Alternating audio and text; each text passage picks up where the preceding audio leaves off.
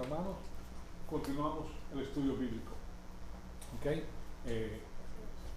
Culminamos la clase anterior cuando yo les dije a ustedes que en el primer capítulo de Génesis 1 encontramos solamente la palabra Elohim, que es la palabra genérica de Dios. Se puede usar para cualquier Dios, ¿okay? Los dioses paganos, los dioses y el Dios Todopoderoso. Cuando se encuentra en la Biblia y está hablando de la creación, se está refiriendo a Dios Todopoderoso, ¿okay? El verdadero Dios, el único Dios. Pero en Génesis capítulo 2 encontramos que ahora tenemos una palabra adicional que es la palabra Yahweh. Y Yahweh es la palabra del Señor, el Señor Dios.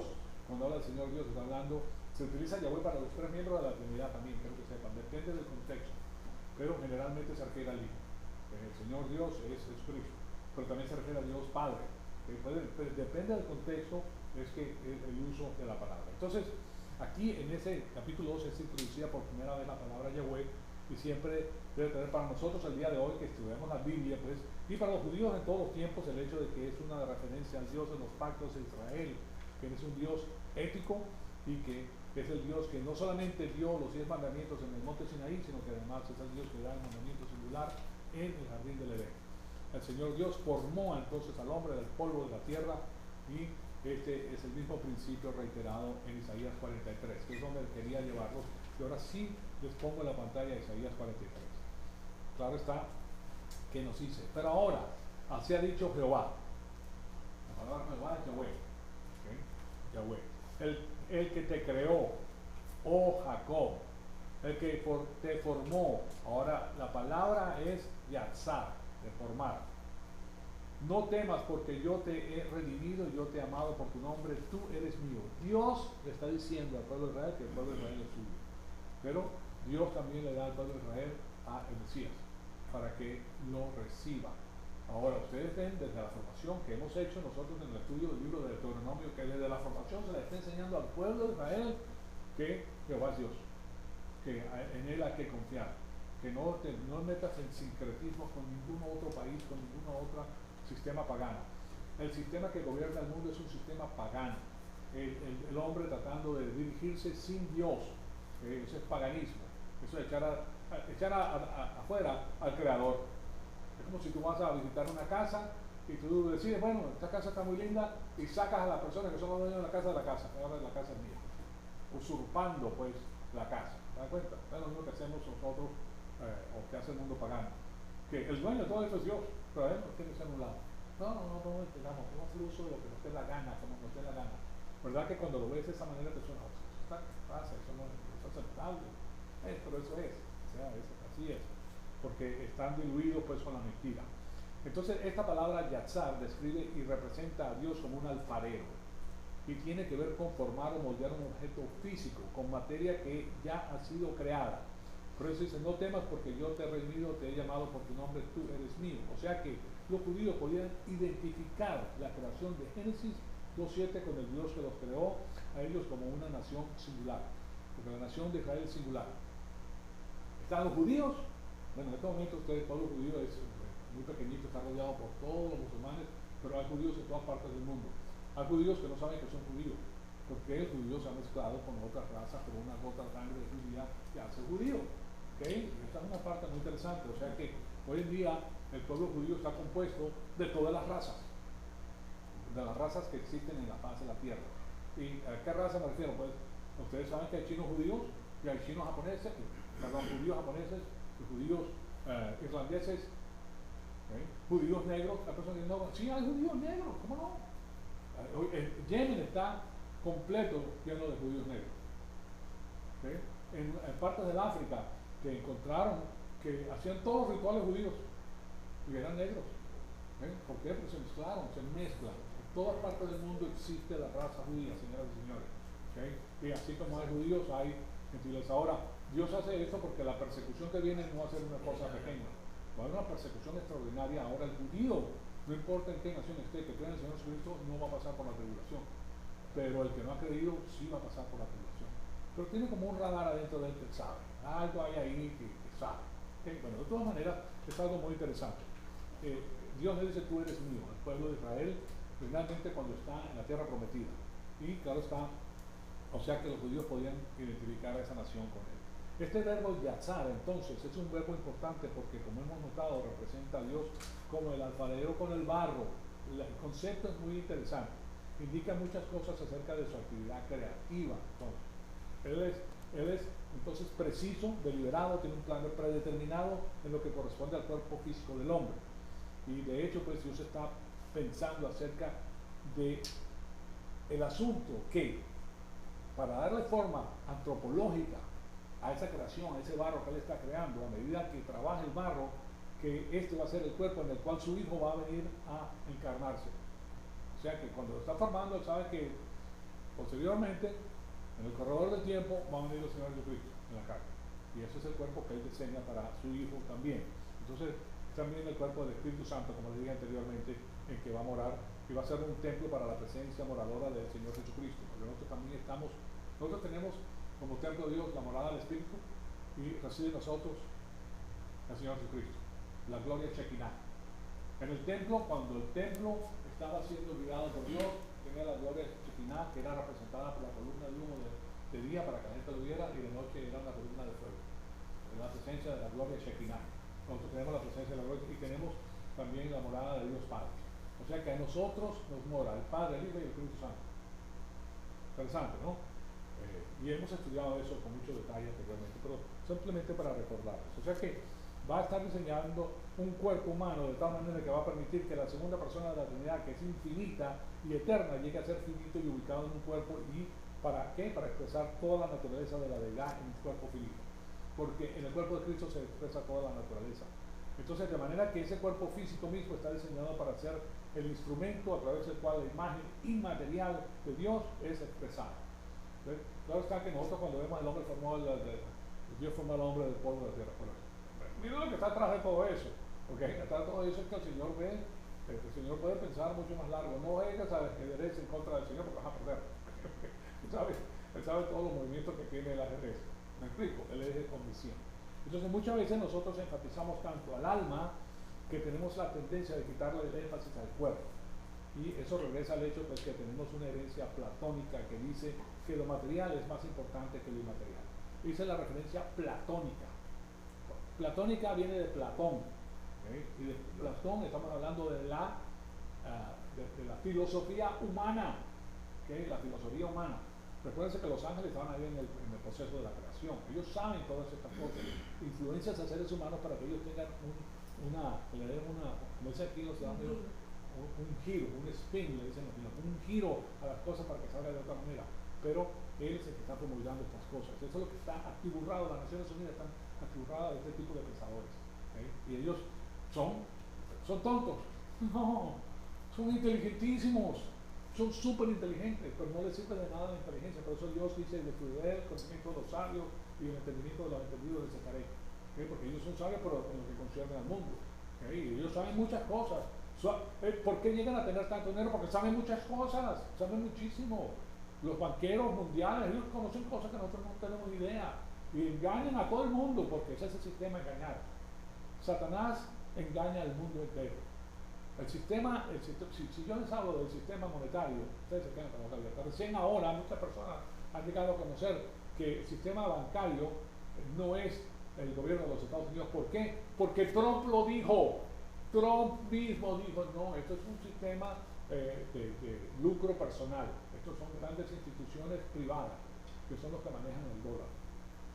Las personas creen que es el gobierno federal. No, señor, esas son instituciones privadas, banqueros mundiales. Sí, sí, correcto. Entonces, pero muchas personas no saben, o sea, pero no. Ellos se lucran con eso y cuando ellos meten 4 trillones de dólares, 3 trillones en la economía, ellos se van a lucrar, ellos no van a sacar, ellos saben. Pues de todas maneras, ellos son los que controlan el mundo, que tienen toda la lana del mundo. Y si tú tienes toda la lana del mundo, tú controlas. Humanamente hablando, aquí en la faz de la tierra. Dios permite que estas cosas ocurran, pero al final Él va a destruir todo eso. Entonces, lo que esto nos está enseñando es que no podemos hacer esa bifurcación, ¿verdad? Y enfatizar el asunto demasiado de que el alma es lo más importante y el cuerpo no. No, el cuerpo es necesario porque Dios lo creó para que el alma viviera dentro de ese cuerpo. Si hacemos eso, terminamos diciendo que el cuerpo es insignificante o irrelevante, lo cual no lo es. Entonces, los gnósticos y los docetas proponían vehementemente que cualquier cosa material era inherentemente malvada y aquello que era espiritual o inmaterial era inherentemente bueno. Ahora, yo les hablo del gnosticismo y el docetismo, y ustedes van a estar con la cara blanca. ¿Okay? Van a quedarse, bueno, ¿qué fue lo que dijo el Señor? Muy interesante, habló muy bonito, pero yo no entendí ni papo de lo que refiere, ¿qué son esas personas? ¿Verdad? Entonces voy a tomarme el tiempo para enseñarles a ustedes, porque estos son movimientos que han existido durante el transcurso de la iglesia, que han presentado esta información con ese giro. ¿Okay? Son los súper inteligentes pensadores, las personas que están en la filosofía, que encuentran una manera de darle el tropo al asunto. ¿Para qué? Para que la persona se la lleven de aquí, porque suena muy bonito inicialmente, de nuevo, suena muy bonito y te parece mi paz, te llevaron por aquí.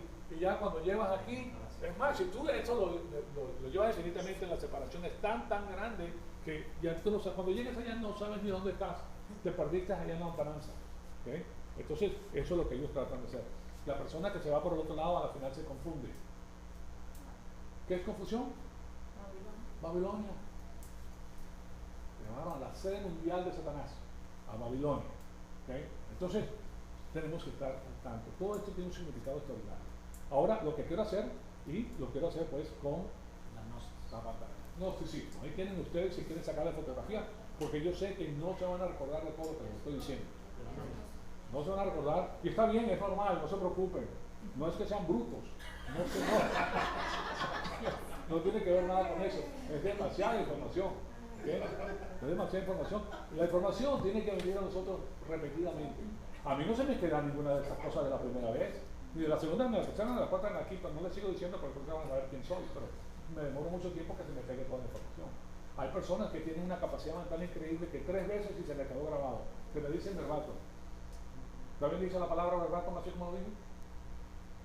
Verbatim, lo dice en latín. No te entendí. Verbatim. Oh, caramba. Superdotado. No, verbatim. En latín. Sí. No, pastor, no se preocupe que no entendemos. O sea, decirlo al pie de la letra. Okay. El verbatim está en el latín, así, y se utiliza tanto en el español como en inglés. La misma palabra porque es latín. ¿Okay? O sea, al pie de la letra. Te dice todas las palabras en la secuencia en que se encuentra y de la información como está. Te lo dice letra por letra, palabra por palabra. ¿Okay? Bien. Seguimos. No se preocupen. ¿Sabes qué? El Espíritu Santo se encarga que nosotros entendamos el asunto. Aunque no te recuerdes toda la palabra, ya sabes, cuando es un sistema que existía. Este es el sistema de paso que el apóstol Pablo en las epístolas de Efesios, Colosenses, a los Corintios, él utilizaba para echar abajo ese pensamiento inicial. En la iglesia primitiva se utilizaba el gnosticismo para que las personas se descarrilaran de la cristiandad. Entonces aquí va. El gnosticismo es un conjunto de corrientes sincréticas. Yo de qué les he hablado a ustedes mucho tiempo. Del sincretismo, ¿verdad? Dios no quiere que la iglesia se meta con el sincretismo, no quiere que Israel se metiera con el sincretismo. El sincretismo significa que tú te estás metiendo con los sistemas paganos, que estás permitiendo que el pensamiento pagano entre, y lo que hace eso es diluir la palabra de Dios. ¿Okay? La palabra sana de Dios con ideas foráneas, terrenales, temporales, finitas, que son satánicas. ¿Okay? Entonces él no quiere eso. Entonces es un conjunto de corrientes sincréticas filosófico-religiosas. La religión es la carta mayor de Satanás. La que le sigue es la filosofía, y todo este asunto lo logra con el sincretismo, que yo les he hablado a ustedes, que tiene que ver con el asunto de la tesis, de la antítesis y la síntesis, y cómo le da la vuelta. O sea que todo eso ellos te van cambiando poco a poco hasta que te dejan enredado y ya. Con la psicología. Sí, correcto. Entonces, fíjense que ellos llegaron a mimetizarse. ¿Okay? Yo sé que vivimos en los Estados Unidos y por eso pues se nos olvidan las palabras, porque quizás no las hemos escuchado. Eso no significa nada. ¿Okay? Simplemente que no las has escuchado anteriormente, pero ahora las escuchas y se te van a quedar. De ahí viene la palabra mímica. ¿Okay? Vas a imitar, o sea, mimetizarse. Ellos, este sistema filosófico religioso trata de semejarse a lo que es la religión, a lo que es la cristiandad. Y la palabra ahí la puse entre corchetes, igualar o tomar la apariencia de. O sea, ellos quieren tomar la apariencia de con ese sistema filosófico sincrético. Con el cristianismo en los 3 primeros siglos de nuestra era, en los 3 primeros siglos de la iglesia primitiva, se termina de hacer la palabra. En el año 70 el apóstol Juan termina de hacer el libro de Apocalipsis. Entonces, este es el primer siglo, segundo siglo y tercer siglo, ya cuando entra el papismo, pues viene el sumo pontífice, que es una palabra utilizada por el paganismo, que pasa, no es palabra que está en la Biblia. Bueno, de todas maneras, ahí comienza pues la entrada fuerte de todo esto. Entonces, en los 3 primeros siglos de nuestra era, convirtiéndose finalmente en un movimiento declarado herético por la misma iglesia primitiva. ¿Okay? En la iglesia primitiva, mire, si la iglesia primitiva escucha cosas que se escuchan hoy en día, por ejemplo, la iglesia católica, que está estado por mucho tiempo, se voltean en su tumba y se meten más abajo porque no pueden escuchar eso. De todas las barbarosadas que están diciendo el día de hoy la iglesia católica, ¿okay? Era completamente contraproducente a la iglesia primitiva. ¿Por qué? Porque no se permitía, simplemente. Eso de guisar a la Virgen, te excomulgaban de la iglesia, en la iglesia primitiva. O sea que eso es algo muy interesante. Bueno, el asunto es que se convierte en ese movimiento declarado herético después de una etapa de cierto prestigio pues entre los intelectuales cristianos. El intelectualismo es un poquito difícil porque la persona se centra mucho en las cosas que también se olvida de muchas cosas y no la puede comparar. Entonces, en efecto, puede hablarse de un gnosticismo pagano y de un gnosticismo cristiano. Así, hasta ese punto entró este sincretismo. Aunque el más significativo pensamiento gnóstico se alcanzó como rama heterodoxa del cristianismo primitivo. Entonces, cuando hablamos de heterodoxia, doxia es la gloria de. Entonces, la gloria la difunde por diferentes lugares, pero en el mismo lugar. Entonces, según esta doctrina, los iniciados no se salvan por la fe. Esta es la parte interesante del gnosticismo. ¿Qué significa? Ya vemos que son movimientos de iglesia. Ahora, ¿qué es lo que proponen? ¿Cuál es el pensamiento central que tienen ellos? Según esta doctrina, los iniciados no se salvan por la fe en el perdón de gracias al sacrificio de Cristo. O sea que la salvación no viene por medio de la fe. Punto principal de todo esto. ¿Okay? Sino que se salva mediante la gnosis. Yo les he hablado a ustedes de gnosis y epinosis, del conocimiento y del conocimiento mayor. Ellos dicen que es a través del conocimiento que la persona se salva. Ahora, yo quiero que ustedes se remonten a esas épocas, porque se enseñaba la palabra de Dios en el valle del río Lico, donde estaban las iglesias primitivas. La iglesia primitiva corre como alrededor, la Mesía de un reloj, las 7 iglesias. Bueno, en esta parte de aquí se encuentran Éfeso, se encuentran esas iglesias primitivas, ¿verdad? ¿Qué era lo que hacía la gente en esa época? Trabajaban mediodía nada más, para comenzar. ¿Sabían eso? Mediodía trabajaban. A las 6 de la mañana salía el sol y a las 6 de la noche se acostaba. Ese mediodía. Trabajaban desde las 6 de la mañana hasta las 6. La otra mitad porque yo trabajaba porque no había luz. ¿Okay? Por primero, o sea que era trabajo duro, difícil y no había. Sí, se dedicaban a poblar la tierra todo el tiempo. ¿Tú trabajas?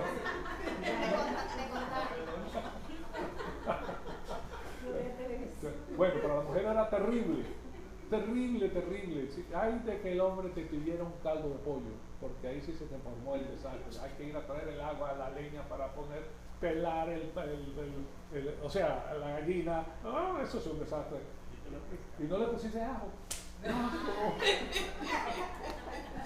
O sea, imagínense poner eso pues en esas épocas.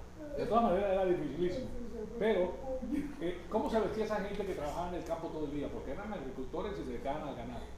Bueno, imagínense, ¿ustedes creen que tenían tiempo para ir a lavarse? No, iban como iban, algunos que no tenían para las sandalias, pues para la tierra, todo lo demás.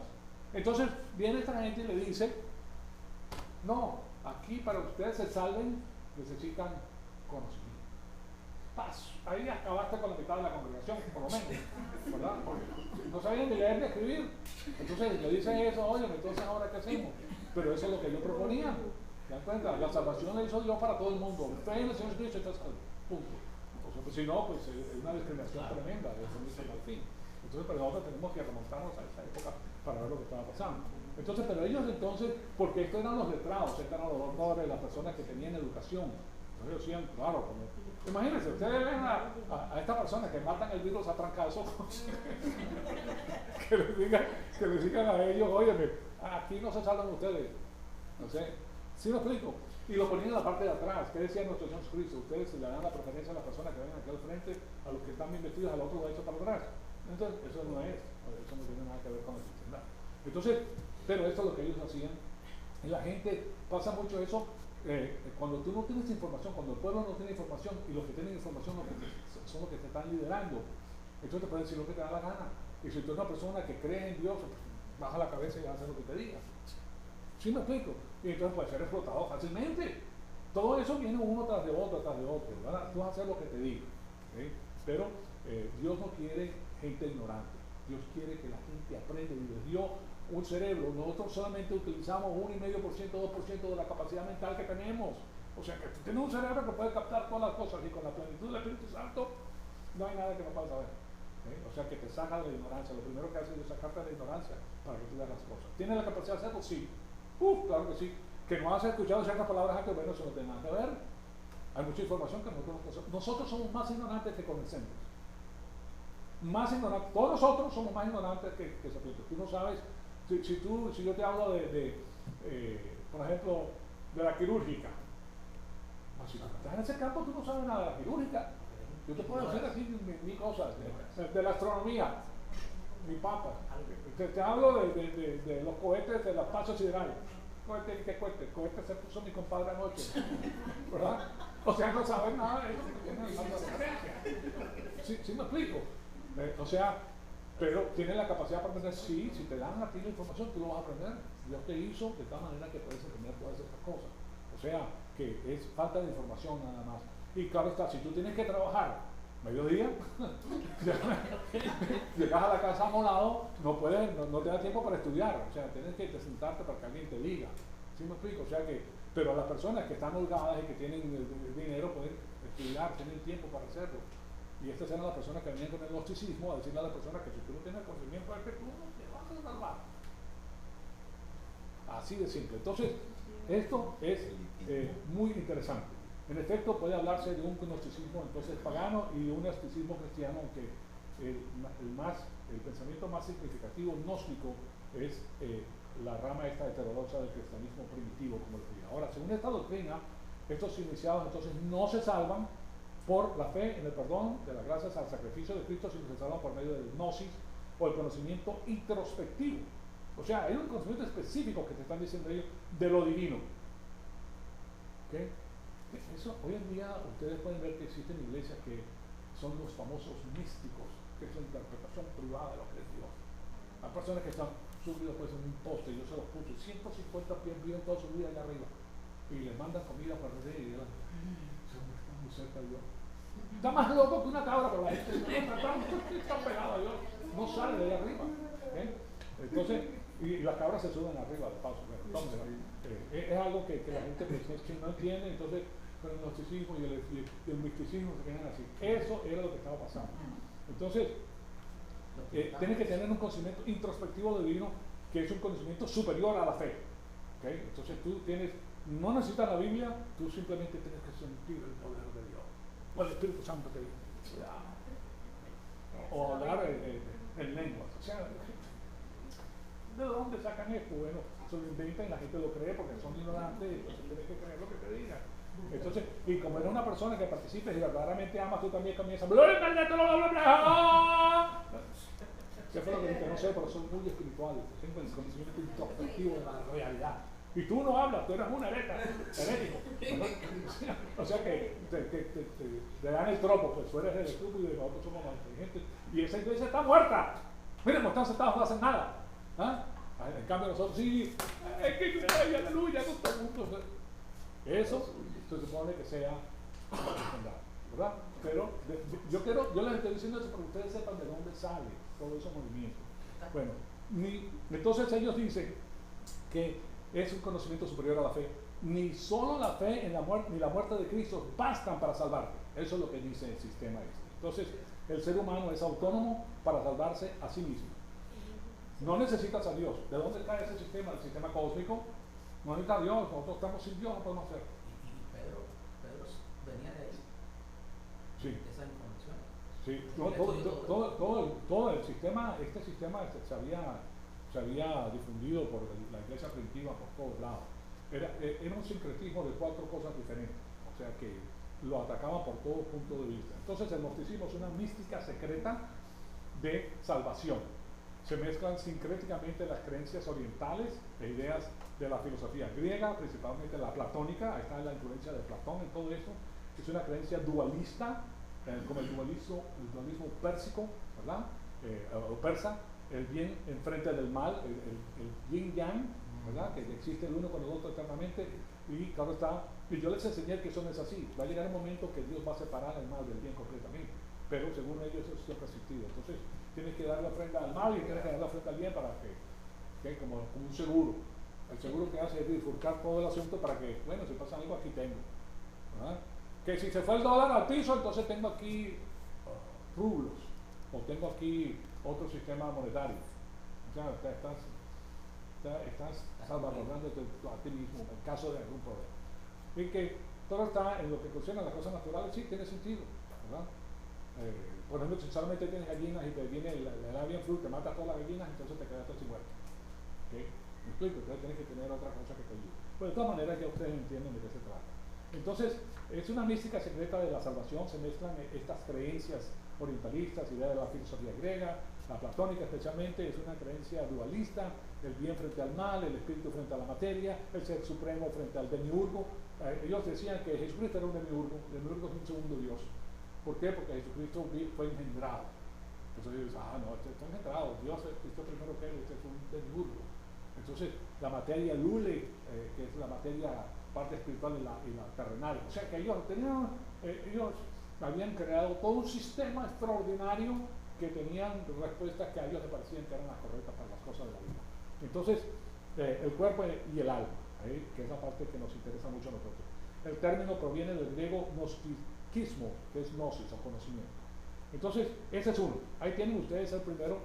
No se lo puse aquí, perdón, pero eso es lo que les acabo de decir. El otro es el docetismo, que es la doctrina de los... perdón, aquí se los pongo, discúlpenme, para que nos toquen...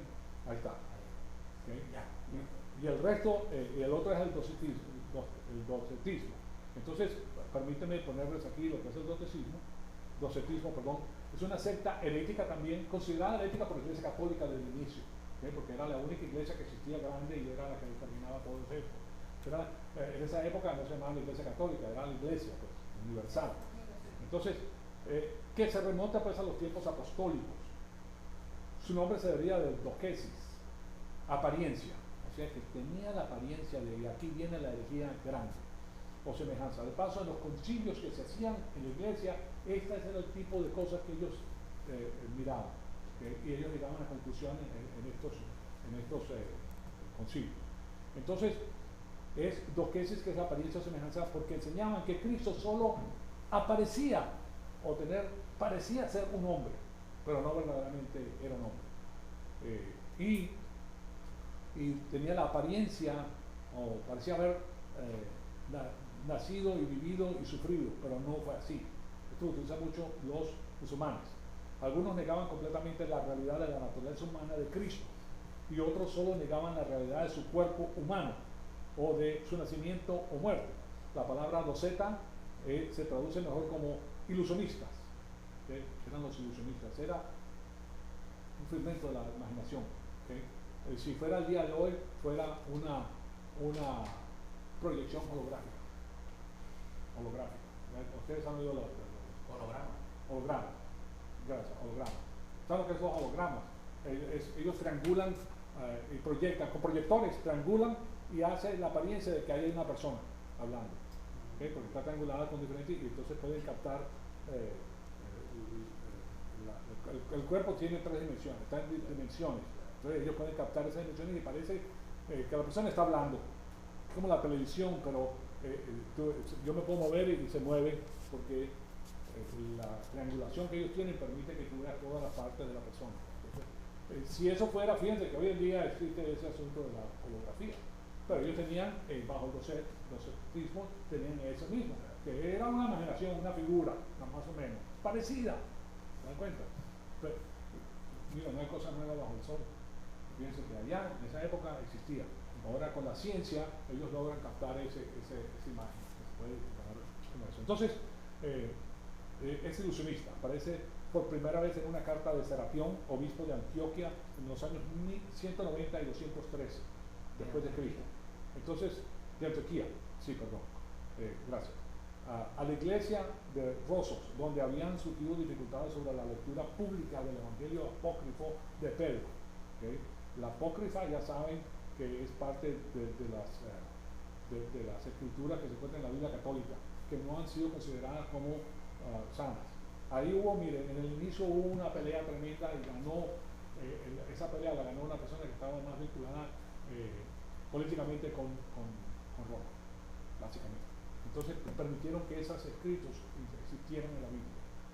Ahora, sin sospechar, Serapión lo permitió al principio, pero enseguida lo prohibió diciendo que había pedido prestada una copia de la secta que la utilizaba a los llamados docetas y sospechaba una conexión con los marcionistas. Los marcionistas son otra secta, que no se la puso, pero es otra secta. Y encontró que este evangelio, algunas ediciones a las enseñanzas correctas del Salvador. O sea que, de nuevo, uno dice que es un demiurgo, el gnosticismo, que hacen 3 introducciones y que tú necesitas, que la fe no es suficiente, tienes que tener un conocimiento adicional. Nosotros somos gnosis. Pero usted dice que es una imagen, nada más, es una ilusión que pareció ser, que no murió en la cruz y resucitó, no, es una ilusión, eso nunca sucedió. ¿Te dan cuenta? Entonces, lo que ellos hacen es tirar abajo eso, pero no pueden mantenerse con la verdad de Dios. Bueno, pues esto que les estoy diciendo los condujo a negar la encarnación física de Cristo en un cuerpo, porque eso significaría que Dios sería contaminado por aquello que inherentemente es pecaminoso, que es la materia. Lo espiritual no es bueno, inherentemente bueno, y lo carnal, lo material es inherentemente malo. Entonces, si Dios toma cuerpo, entonces inherentemente tomó algo malo, y Dios no puede tomar algo malo en sí. ¿Se dan cuenta? Ese es el criterio que ellos utilizan para presentar su punto de vista. Entonces, tenemos que mantener a cada uno en su perspectiva apropiada, señoras y señores. Y estamos hablando, porque me salía a enseñarles lo que esto significaba, pero estamos hablando del cuerpo y del alma. Ese es el tema inicial, ¿okay? Que el alma no puede vivir sin el cuerpo, y el cuerpo es la casa del alma, pero los dos son muy importantes, fueron hechos por Dios. Entonces, el cuerpo físico es importante. Entonces, de nuevo los traigo a Génesis 2:7. Génesis 2:7, entonces el Señor Dios formó al hombre del polvo de la tierra. Él lo formó y sopló en su nariz el aliento de la vida, y fue el hombre un ser viviente. Después que sopla, ¿okay? El aliento de la vida. Ahora, esta primera frase, el Señor Dios formó al hombre del polvo de la tierra. El polvo de la tierra indica que los químicos básicos de la tierra son los que él utilizó. El hombre está hecho de esa tierra, y eso es utilizado en muchos pasajes del Antiguo Testamento, descrito como barro. La palabra barro es Homer con H, Homer. ¿Okay? Esa es la palabra hebrea. Debe quizás la palabra Homero, no sé, pero Homer. ¿Okay? Este concepto es el concepto del barro, de las vasijas de barro o casas de barro. También es este concepto es llevado al Nuevo Testamento, y algunos de estos pasajes incluyen a Job 4:19 en el Antiguo Testamento. ¿Cuán más los que habitan en casas de barro, en casas de barro, ¿verdad?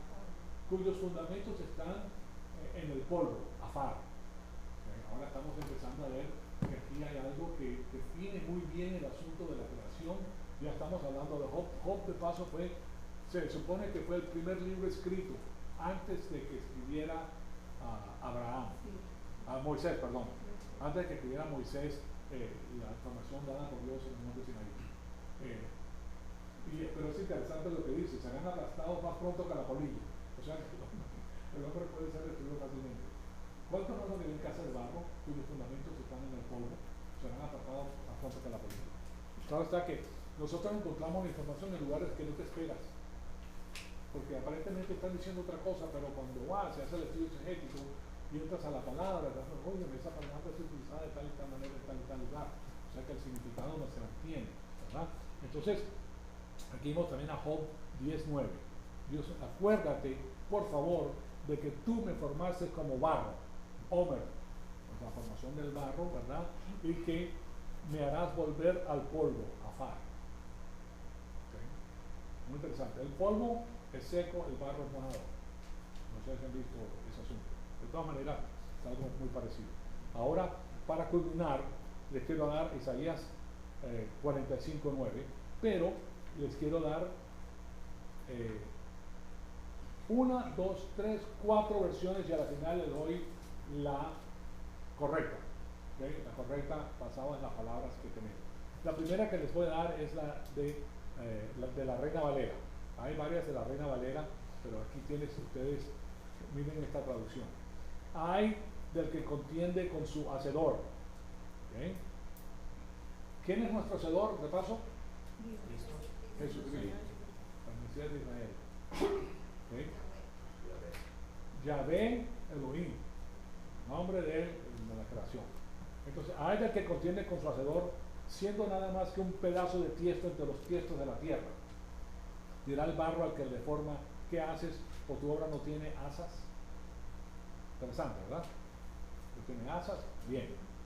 Ahora fíjense lo que dice el próximo. Esta es la versión de la misma Reina Valera, pero del 60. Hay de aquel que pleitea con su hacedor. Aquí dice pleitea, en el otro dice que contiende, ¿verdad? Está bien, no hay mucha la diferencia. El tiesto con los tiestos de la tierra es Adamán, ¿verdad? De Adán, le dio la palabra Adán. Dirá el barro, el Homer, al que lo labra, ¿qué haces? ¿O tu obra no tiene manos? Aquí es manos, en la otra es asas. ¿Okay? Entonces tenemos que ver de qué está hablando, ¿verdad? Tenemos que ver de qué está hablando.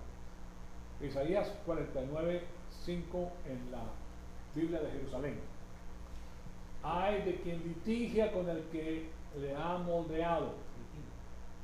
Litiga, gracias. El que litiga con el que le ha moldeado. La vasija entre las vasijas de barro. Adán. Aquí no está diciendo tiesto ya, está diciendo vasija. Muy interesante. Dice la arcilla al que la moldea, ¿qué haces tú? Tu obra no está hecha con destreza. Aquí cambia un poco. Le quitó las manos y le quitó las asas, sino con destreza. O sea que eso ustedes ven que es no es una traducción palabra por palabra, sino es una traducción amplificada. Está haciendo lo que está dando el traductor es una amplificación. En Isaías 45:9 en la Biblia de las Américas, que paso a la próxima para dárselas, dice: hay del que contiende con su hacedor, el tiesto entre los tiestos de la tierra. Dirá el barro al alfarero, ¿qué haces? O tu obra dirá, no tiene manos. Que aquí regresamos a las manos. La palabra hebrea es manos, pero se está refiriendo a una vasija. Entonces las vasijas del Antiguo Testamento tú necesitabas tener las agarraderas, que son las asas. ¿Okay? Pero en el hebreo sale manos. ¿Okay? Mano. Pero cuando se aplica la misma palabra a un objeto, entonces son las asas. ¿Okay? Entonces aquí tienen la próxima de abajo es la traducción correcta. Hay del que contiende con su hacedor. Vasija, nosotros somos vasija de barro, todos nosotros. Vasija entre las vasijas de la tierra. Uno entre 7.500 millones de vasijas que existen en la faz de la tierra al día de hoy. Entonces, son un puntito insignificante. ¿Okay? ¿Qué haces? Dice, ¿qué haces? O tu obra dirá, no tienes asas, no tienes manos. ¿Ah? O sea, es el barro formado diciéndole que oye, mis manos, ¿dónde están mis asas? No puede, ¿verdad? No puede hacer eso, pero es lo que hace. Entonces, pero ahí tienen las palabras que utiliza como barro, ¿verdad? Vasijas de barro, y tenemos que esta palabra ha sido utilizada, la palabra Homer es utilizada para referirse entonces a lo que Dios ha hecho, el creador.